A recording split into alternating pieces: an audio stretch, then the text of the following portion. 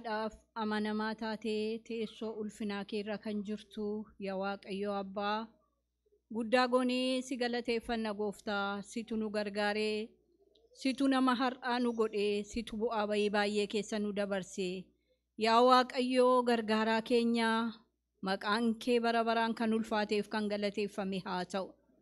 Elaa Gooftaa gargaarsa keetiin iddoo kana geenyeerraa elaa si waaqeffachuu dhufneerraa siif galata laachuu dhufneerraa warra galata guutuu gashan akkati nu gootummoo yaa Gooftaa laphee tokko tokko keenya akkati tuqxu si kadhadha. Gooftaa koo ayyaana kee tokko tokko keenyatti uwwisi waan gochuun yaa Waaqayyo nuun jechuu barbaaddu hundumaa akkati gara keenya fidduu si kadhanna yaa Waaqayyo. Hunduma keenya gargaari iddoo kana teenyee iddoo gara biraa kan dhandhee sammuun keenyaaf lapheen keenya siin kan to'atame haa ta'u.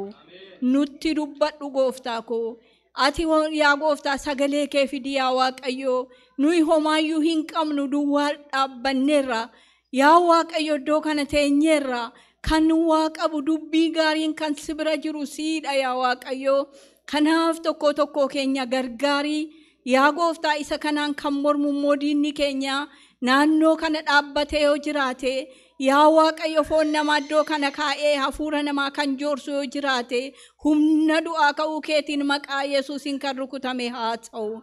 Gooftaa nu gargaarii siif of laanneerraa nu wajjin ta'i nu jalqabsiistee hamma dhumaatti yaa Gooftaa ati nu wajjin ta'i. Maqaa Abbaa kan Ilmaa kan Hafuura Qulqulluu sadan Waaqayyo tokkoon ameen. Waaqayyo guddaa isinaa eebbisu eebbifama.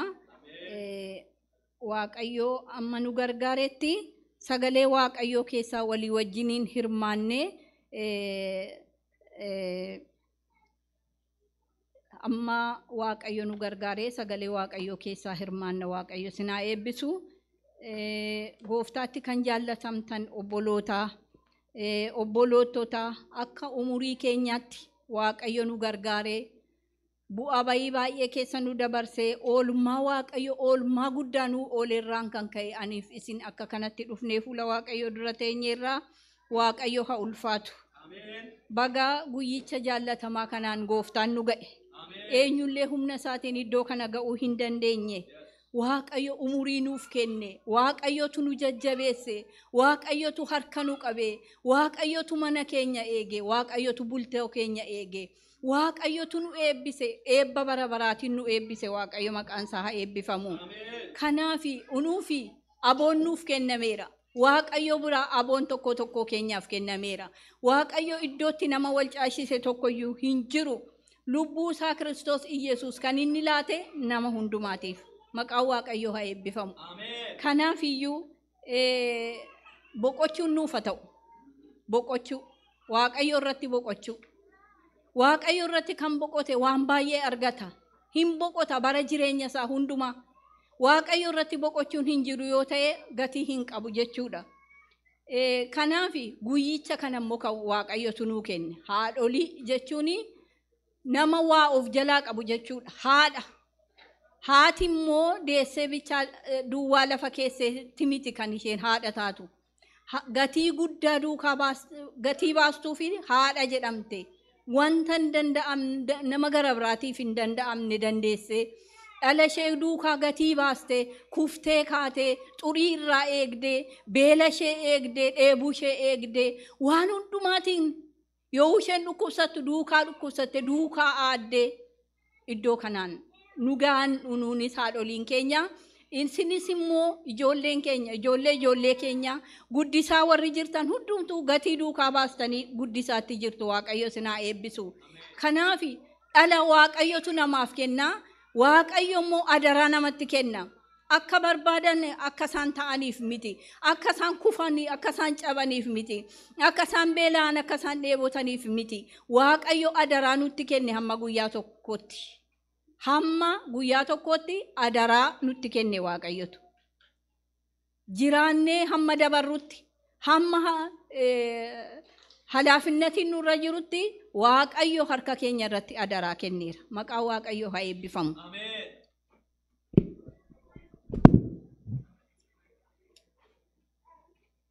Kanaaf sagalee Waaqayyo keessaa ilaalaatiin deemna.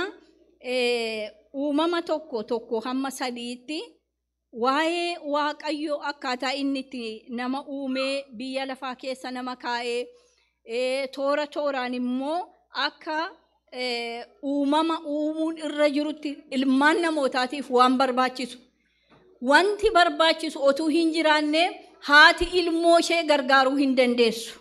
Kanaaf isa kan uumama tokko hamma sadiitti muluudhuma isaayyuu yoo dubbisne waa'eedhuma uumama attamitti waaqayyo akka uumama hundumaa uume duraan dursee ijoollee ilmaan namootaatiif waaqayyo qophii qopheesse. Eegii dhalatee booddee miti qophiin tokko kan qophaa'u nama tokko. Duraan dursee waaqayyotu qophii qopheesseetu ilma namaa immoo gara biyya lafaa fida. Waaqayyo haa ulfaatu. Isa kana dubbifachuudhaaf yeroo hin qabnu gatii ta'ee fi akkuma kanatti isin dubbifadhaa. Uumee wanta hundumaa wanta barbaachisu uumeetu waaqayyo achii booddee immoo ilmaan namootaa immoo uume.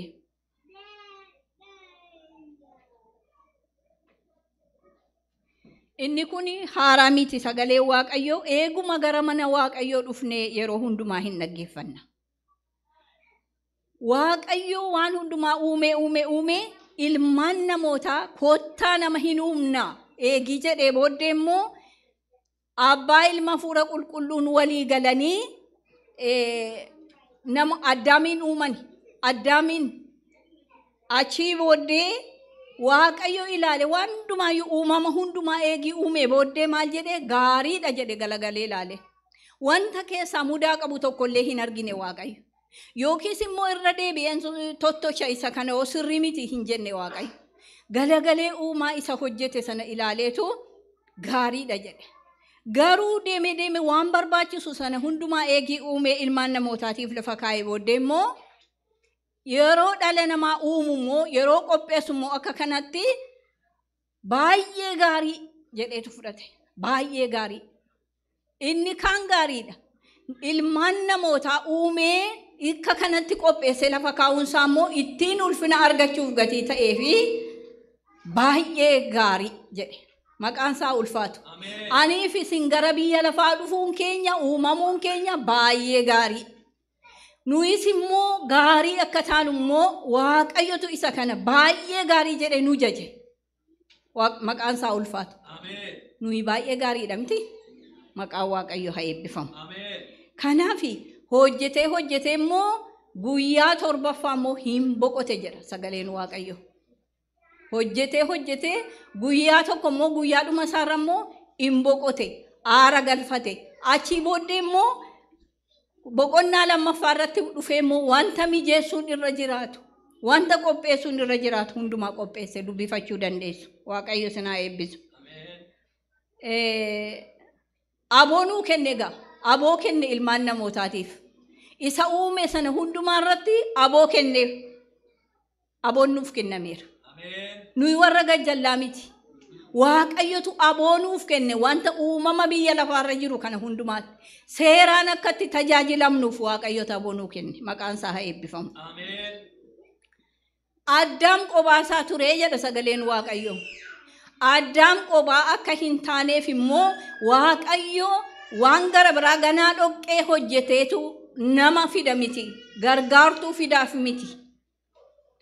Isa raffiseetu Addaam opereeshinii nama godhamaa jiru kuni jireenya namaa keessatti bara sana dhufe jechuudha. Addaamiin hirriba guddaa itti ergeetu lafee cinaachaa bitaasaa keessaa fuudhee Addaamiin qopheessee fi elaa gargaartuu kee jedheetu kenneef. Gargaartuu. Baay'adhaa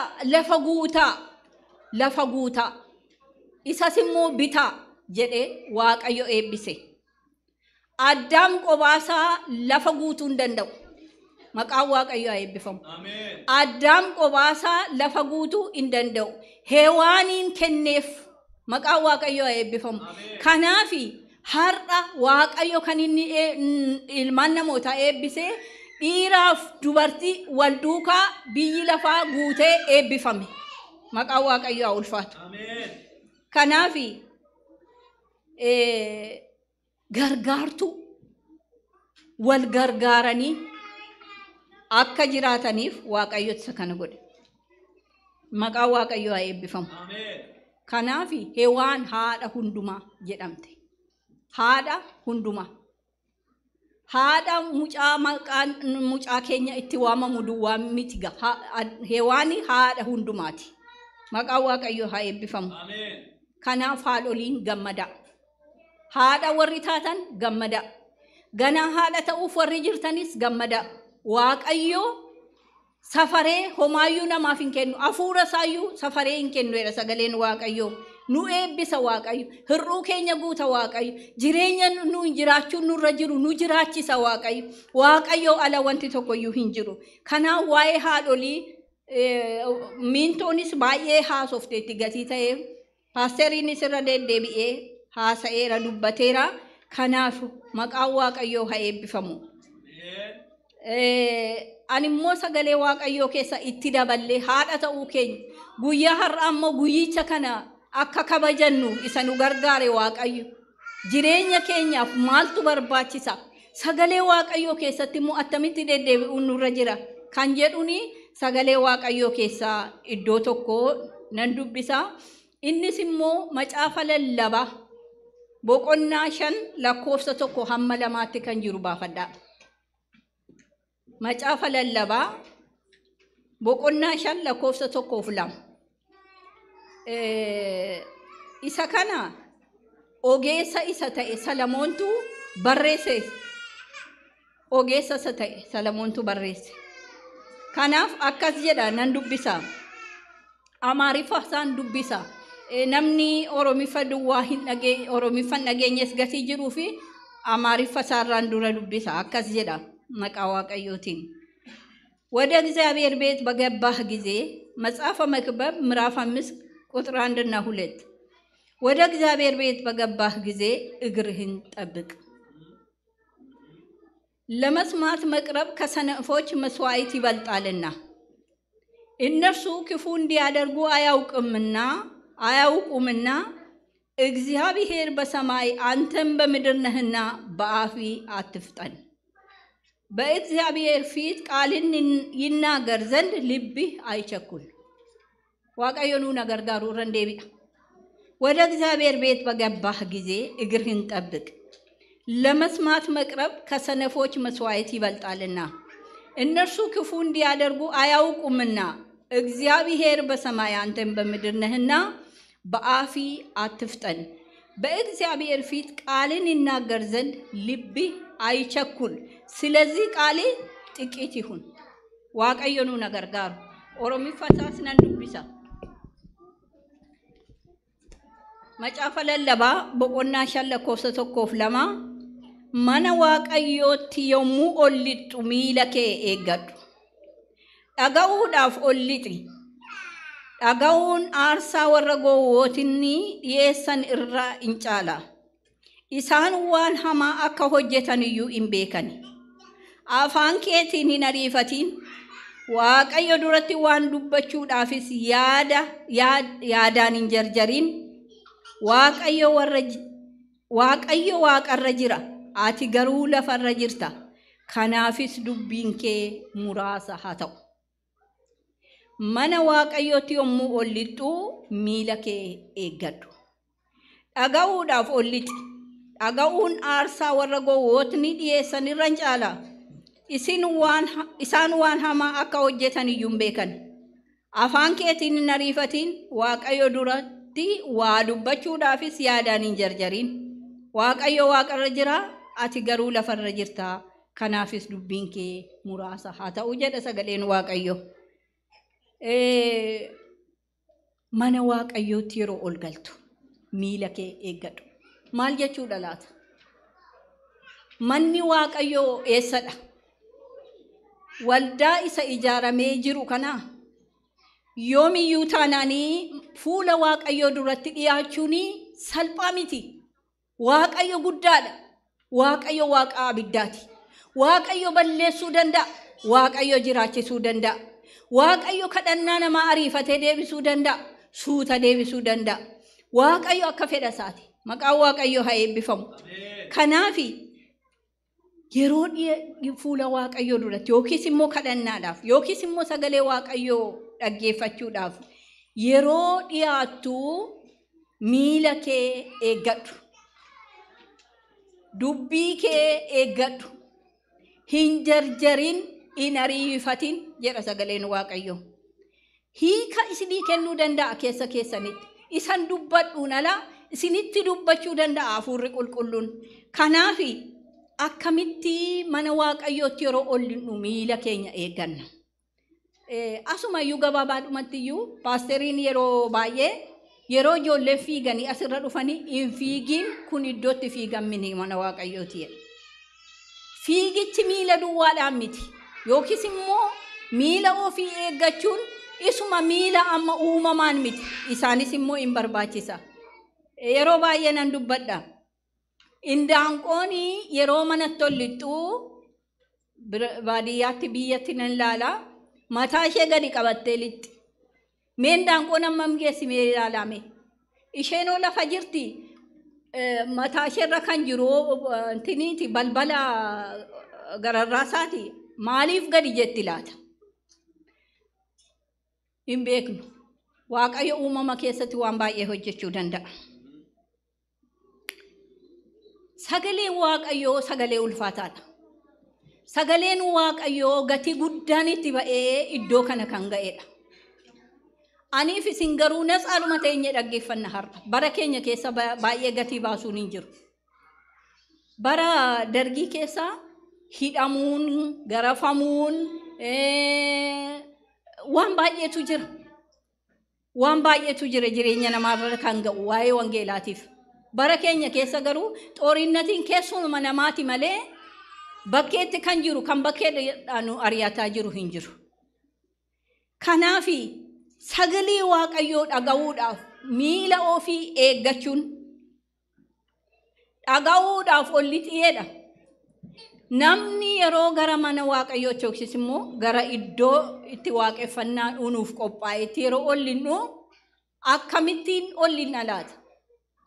Yeroo ollinnee teenyu immoo maal goona laata? Ganaa isa deemnu yaadnamoo as teenyee sakaleessa darbee gaabbinamoo yookiin immoo isa borii yaadnamoo maalidha laata? Dhaga'uudhaaf olli xiyeedha. Eegii gara mana Waaqayyootti ol dhufte, eegii ollixxe, miila kee eegii eeggatte, garuu yeroo teessu sanaa dhaggeeffadhu jedha sagaleen Waaqayyoo. Inni addana dhufee yookiin lallabee yookiin faarfatee maaliyyuu haa godhu addana irratti guyyaa sanaaf kennaan kenname yookiis immoo ayyaanni tajaajilaa kenname sun kan tuutti iddoo kana dhufe miti. Waaqayyo nu na gargaaru. Dhaga'uudhaaf ollixi jedha. Dhaga'uudhaaf ollixi. Gurra dhaga'u kan qabu haa dhaga'u jedha sagaleen Waaqayyo. Jedheetu gurra dhaga'u kan qabu haa dhaga'u. Gurrumti nutti jiraateef waa dhaggeeffanna miti. Gurra keenya bira wanta baay'eetu darba. Kanaaf dhaga'uudhaaf ollixeedha. Duwwaa kee deebitee hin deemin. Dhaga'uutu sirra jira. Yoo dhageesse jireenyatti jiraatta. Yoo dhageesse Waaqayyoon sodaatta. Yoo dhageesse Waaqayyoof ulfina laatta. Yoo dhageesse sabaduuf jedhe oolchita. Inni keessa namaatti jiru darbee isa gara biraatiif hojii hojjeta. Namni nama gaarii wajjin oolu isuma gaarii sanadha kan inni ibsu. Namni nama amalli isaa gaarii hin taane wajjin oolu immoo isuma sana mul'isa. Waaqayyo nu na gargaaru. Dhaga'uudhaaf ollixi. Dhaga'uudhaaf ollixi. ወደ እግዚአብሔር ቤት በገባህ ጊዜ እግርህን ጠብቅ። ለመስማት መቅረብ ከሰነፎች መስዋዕት ይበልጣል። ወረ ዲባውማadhaan ta'an akka ta'utti sagalee Waaqayyo warra hin fudhanne warra calluma jedhanii dhufuun gatii isaanirra jiru dhufan akkas akkan taane Waaqayyo nu na gargaaru. Waaqayyo nu na gargaaru. Wangeelli gatii guddaatitti ba'eetu iddoo kana ga'e. Amma yeroo darbe ijoolleen keenya Waaqayyo ijoollee eebbisee nuu kenne iddoo kanatti wangeela qabatanii gaafa isaan asirra fiigaa dhufanii lafa lixuun dhabee dhugaadha. Waaqayyoon kadhachaan ture. Of jajuudhaaf kan iddoo kana dhaabbadhee kana jedhamiti. Baay'een kadhachaa ture ijoolleedhaan waa hojjedhu Waaqayyo jedhe. Waaqayyo garuu firee isaa gaafa nu agarsiisu hin gammanna bakka nutti tola. Hojiitu hojjetamaa jira. waaqayyo eebbifamu. Dhaga'uun immoo aarsaa isa warri gowwoonni dhiyeessanirra hin caala. Dhaga'uun qajeeshanii dhaga'uun warra dhibaa'onni aarsaa isaan aarsanirra hin caala jedha sagaleen waaqayyo. Kanaaf ati garuu akka isaaniin ta'in. Ati dhaga'uudhumaaf ollite. Fudhachuudhaaf ollite. Mee biqiltuu tokko yeroo dhaabdan yeroo hundumaan jedha. Bishaan yoo itti naxxan malee waan isaa barbaachisu maadaabaraatti naxxan malee ija kennuu hin danda'u. Sagaleen waaqayyoo ilaame Daawit Gooliyaad saba Israa'el isa rakkisu sana gaafa isa nan dhabamsiisa jedhee waaqayyotti amanatee ba'ee xaxarii tokkittiidha kan Gooliyaadiin lafanne. Sagaleen waaqayyoo yeroo darbatamee gara jireenya keenyaa dhufu waan irraa lafanna. Maqaan waaqayyoo haa eebbifamu. Maqaan waaqayyoo haa eebbifamu. Waan irraa lafanna jedhe. Akkasittiidhaa gugguduunfaa isa dhufneen dadhabbii keenya isa dhufneen isa gugguufaa dhufneen deebinee akkan gallee fi akka ta'utti dhaggeeffadhu inni immoo waa'ee siif baasaa jedhe sagaleen waaqayyoo. Isaan gowwoonni jechuun warra ufumaa deddeebi'an jechuudha. Isaan akka waan hamaa hojjetan hin beekanii. Waan hamaa isaan hojjetan iyyuu waanuma waa'ee baasuu isaanitti fakkaata. Waanuma bu'aa qabu isaanitti fakkaata. Kanaaf ati immoo afaan keetiin hin ariifatin. Waan dubbattuun hin ariifatin. Waan ulfina waaqayyoo hin taane keessa lixxee hin dubbatin. Waaqayyo waaqarra jiraati immoo lafarra jirta hin ariifatin. Waaqayyo nuuna gargaaru. Dubbii arraba keenya waaqayyo haa eegu. Deddeebii keenya waaqayyo haa eegu. Warra ija godhatan nu haa godhu waaqayyo. Warra waa'ee baasan nu haa godhu waaqayyo. Warra akkasitti hafan nu godhi waaqayyo. Warra waa qaban waa kennuu danda'an nu haa godhu waaqayyo. Ayyaanni isaan irratti haa dhangala'u. Waaqayyo akkasumatti waamee lafa kana nu kaa'een teenye. Fayyinaa fida.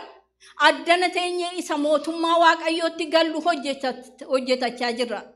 Har'a foon keenyaaf akka dhamaanu sila addaamirraa nutti dhufe. Inni kun akka kanatti ta'ee lubbuun keenya immoo akka keessa keenyatti hin dheebonneef. Lubbuun keenya waaqayyo jala akka hin miliqneef gara waaqayyootti akka warra gowwootaatu hin ta'in akka warra gamnaa hafuura waaqayyo keessa lixanii jiraatanitti jiraachuu qabna. Waaqayyo nu gargaaru. Inni kun immoo Zarubaabeliin inni kun humna keetiin miti hafuura kootiin malee jedhe. Jabeenya keenyaan miti. Eenyullee jabaan hin jiru. Eenyullee eenyuun kan caalu hin jiru. Hafuurri waaqayyoo gara koof gara keessa yeroo dhufu garuu humna addaa nuttidha. Waaqayyo maqaansa haa eebbifamu. Aniif isin waa fudhanneerra waaqayyo irraa. Gaafuma Kiristoos Yesuus gooftaa lubbuu keenya godhannee fudhanneti waa fudhanneerra waaqayyo irraa. Aniif isin duwwaa miti. Eenyullee duwwaadha. Ani gajjallaan jira jedhee of hin ilaalin. Of hin ilaalin. Waaqayyo nu gargaaru. Afaan keetiin hin ariifatin. Waaqayyo duratti waa dubbachuudhaafis yaadaan hin jarjarin. Ila dubbinuma afaaniitiin iyyuu miti. Yaadaan iyyuu hin jarjarin. Yaadumaan iyyuu fiiddeen sokkiin. Waan waaqayyo jedhe waan hundumtuu hin ta'a. Kan waaqayyo hin jenne garuu hin ta'u. Kanaaf yaaduma keessanuu hin sokkina. Yaaduma keessanuu fuula waaqayyo dura ariiftiidhaan fuutanii hin deemina. Waaqayyo nu gargaaru. Waaqayyo waaqarra jira. Ati garuu lafarra jirta. Kanaafis dubbiin kee muraasa haa ta'u. Fuula waaqayyo duratti nama tokko waamnee keessummaa tokko yoo mana keenya iyyuu safuu qaba miti. Safuu qaba. Ulfina qaba. Finnee yoo mana keenya. Waaqayyo immoo isaa oliidha. Waaqayyo ulfina qaba. Ta'i jedhee salafa kana uumee anaaf isiniin immoo uumee irra nu jiraachise kan. Inni danda'aadha waaqayyo. Maqaan isaa eebbifamu. Aniif isin isa amanannee kan tuntaan. Aniif isin isa amanannee mootummaanuma waaqayyotti galla malee warra hafan hin taane. maqaan isaa haa eebbifamu. Garuu of eeggadhu jedha sagaleen Waaqayyo. Of eeggachuu dhaga'uudhaaf ol lixu ለመስማት መቅረብ ወደ እግዚአብሔር ቤት ስንመጣ ለመስማት መቅረብ እንዲሁ በከንቱ ቁጭ ብለን እንዳንመለስ የእግዚአብሔርን ቃል ሰምተን ሕይወት እንዲሆንልን ኢሰከናፍ ዋቀዮ ከኒንንዋም ነሚቸ ሰኦጌሰ ለኒ ከነበረሴ ከናፊ ሂን አሪፈቲን አፋንኬቲ እግዚአብሔር በሰማይ ነው ያለው አንተ ግን በምድር ነህ በአፊ አትፍጠን አትሂድ ከእግዚአብሔር ፊት አትልቀቅ ስፍራህን ጠብቅ እግዚአብሔርን ለጴንኪ ኢንአሪፈቲ ኢንቸርጀሪ ጀደ ሰገሌን ዋቀዮ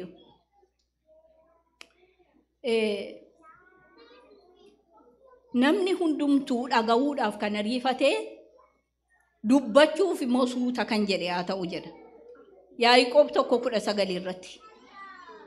Namni hundumtuu Yaaqoob 1:9 irratti namni hundumtuu dhaga'uudhaaf kan ariifate dubbachuudhaaf garuu suuta kan jedhe haa ta'u. ሰው ሁሉ ለመስማት የፈጠነ ለመናገር ግን የዘገየ ይሁን። መቃው ዋቀዮ አይብፈም። አሜን። ዋቀዮን ሶዳችሁ ሶዳዳን ዋቀዮ ፉንዱረ ደደቢው ሮሙዳን ፉለ ዋቀዮ ዱረ ደደቢው ሙሴኒ የሮ ዋቀዮ ኢቲ ሙላቴ ሰነቲ ለፈቁጥቋጢ ሰነረቲ የሮ ኢቲ ሙላቴ ሰነቲ የሮ አቺ ሲቄን ኢላለሜ ዋንታ ተኡ ከና ጀዴ የሮ ነቺ ሲቄ ለፍታቲ ዳበተ ኩን ቁልቁሉዳ ኮጴ ከሚለ ከራባሲ ጀዴ ለፍታቲ ዳበተ ኩን ቁልቁሉዳ ለፍኑ ይጅሩ ኩን ቁልቁሉዳ ዋንታ ኑራባውን እረጅሩ ኡፍራባሱ ኑረጅር ዋንታ ኡፈቹ ኑረንቱር እንጅሬ ኡፈቹ ኑረንጅሩ ኤኙ ዳና አስኬሳ ነምኒ ወያ ጡሪ ኡፈቴ ዱፌ አም ነምኒ ወያ ጡሪ ኡፈቴ ዱፌ እንጅሩ ተኮሌ ለጴ ኬኛ ገሩ ዋቀዮ አቁሌሱ ጅሬኛ ኬኛ ዋቀዮ ኑፈ ቁሌሱ አሜን ጴጥሮስ ተኮፋ ቶኮ ኩዳ ቶርባራቲሞ አካስ ጀዳ bara keessummaa keessan biyya lafaarra jirtanitti sodaadhaan jiraadha. አንደኛ ጴጥሮስ 1:17 በእንግድነታችሁ ዘመን በፍርሃት ኑሩ። keessummaadhaan maaniif isin manni keenya danamichi mootummaa waaqayyootti gallaaniif isin sakanaaf waamamne gatii ta'e sodaadhaan jiraadha. bara keessummaan hin taa'u mana namaa dhaqee yeroo dhaabbuluu danda'a garuu hin taa'u. Kanaaf bara keessummaa keessanitti sodaadhaan jiraadha. Waaqayyoon sodaachaa jiraadha jedhe sagaleen Waaqayyoo. Maqaa Waaqayyoo haa eebbifamu. Waaqayyoon dhaga'u. Waaqayyoof abboomamu. Waaqayyoof aarsaa qullaa dhiyeessu. Dhaga'uun immoo aarsaa warra dhibaawotaa caala jedhe sagaleen Waaqayyoo. የእግዚአብሔርን ቃል መስማት ከሰነፎች መስዋዕት ይበልጣል ይላል የእግዚአብሔር ቃል። ዋቀዮ ጥቅሲ ሲኒቲን ባይሱ ጀዴን ደርቤ ዱበቻ ጅራ በሬፋችሁ ገሩ እንደንደሱ ሆሴ ጃአጃራሞ ራጂ ሆሴ ጃአጃራሞ ከመስዋዕት ይልቅ ምህረትን ከሚቃጠል መስዋዕት ይልቅ እግዚአብሔርን ማወቅ ዋቀዮን ቤኩ waaqayyoon beeku akkamitti waaqayyoon beekna eessatti argine beekna akkamittiin waaqayyoon beekna yoo jenne waaqayyoon ilma isaa Kiristoos Iyesuus nu hojjete keessatti beekna waaqayyoon sagalee isaa keessatti beekna waaqayyoon kadhannee gatii inni deebinuu deebiseef jireenya keenya hundumaa gatii geggeesse waaqayyoon beekna gaaf tokko immoo dhandhee fuulatti immoo isaaf faarfachaa jiraanna kadhachuun hin jiru achi naqaanan dhibbadheen hin jiru. Hoolichi ta'u ifa isaaniiti jedha sagaleen Waaqayyoo isaaf ofaa qopheessinu Waaqayyo nu gargaaru. Isaayaas 1:10-20 otuu dubbifamee nan jaalladha. Isaayaas 1:10-20 irruma fiigeen dubbisaa. raajii Isaayyaas boqonnaa tokko kudhanii amma 20tti. Yommus isin harka keessan gara kootti bal'iftanii kadhattanii ani immoo gara keessan hin ilaalu. Dubbii qaba garuu gara irraa dhufe dhiifama.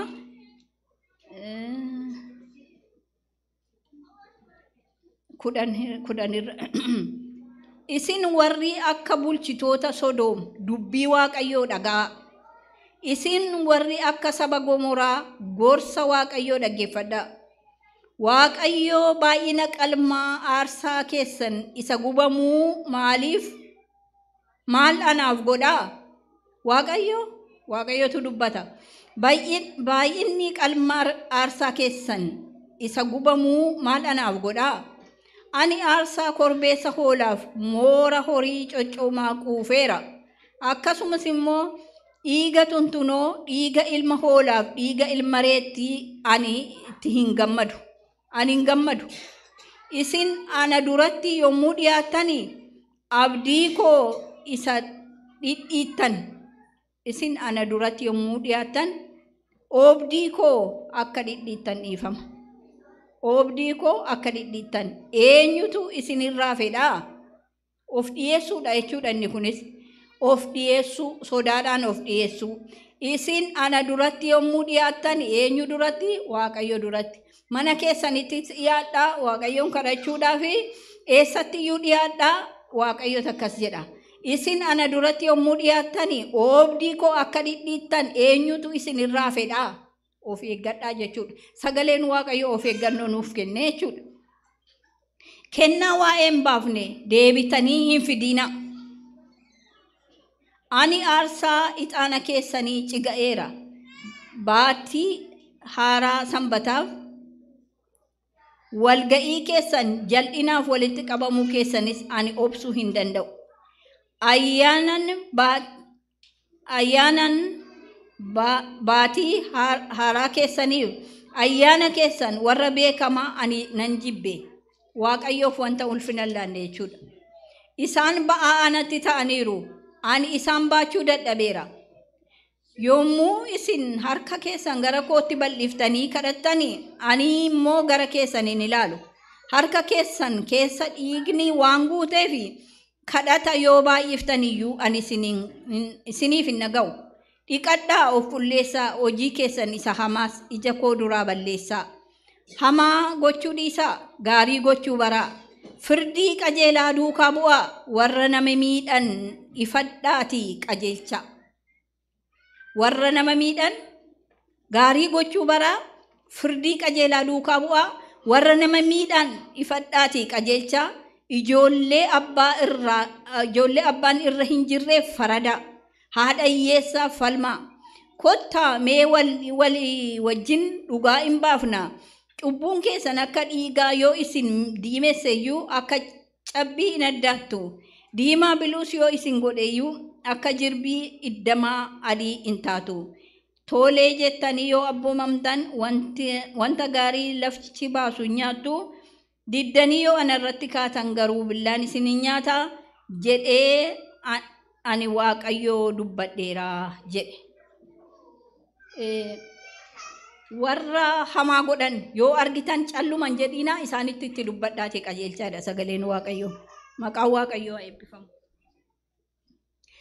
Kanaaf irra deebinee mana keenyatti irra deebinee dhaggeeffannee